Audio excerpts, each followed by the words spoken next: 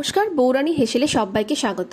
আজ আবারও একটি নতুন রেসিপি নিয়ে আপনাদের সামনে হাজির হয়ে গেছি। আজ আমি বানিয়ে দেখাবো তেঁতুলের চাটনি, যেটা আমরা চাট, সিঙ্গাড়া বা দই বড়ার সাথে খেয়ে থাকি। সেটাকে আমি কিভাবে বানাচ্ছি চলুন দেখে নেওয়া যাক।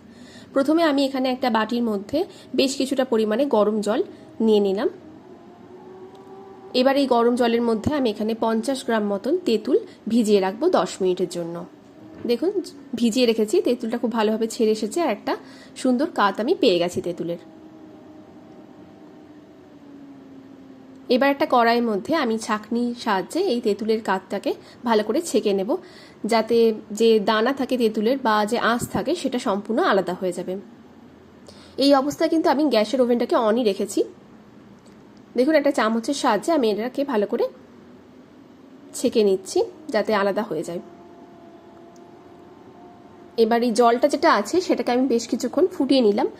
ফোটানোর অবস্থায় আমি দিয়ে দিচ্ছি হাফ চামচ মতন সল্ট, আর দিয়ে দিচ্ছি হাফ চামচ ব্ল্যাক সল্ট আর হাফ চামচ রেড চিলি পাউডার। যেহেতু এটা টক ঝাল মিষ্টি সবটাই আমি করব, তাই জন্য লঙ্কার পরিমাণটাও আমি বেশ কিছুটা দিলাম। জলটা আরও কিছুক্ষণ ফুটিয়ে নেব। এই সময় এখানে আমি হাফ কাপ মতো চিনি ব্যবহার করছি। মিষ্টিটা অবশ্যই আপনারা যেরকম মিষ্টি রাখতে চাইবেন সেভাবে ব্যবহার করবেন।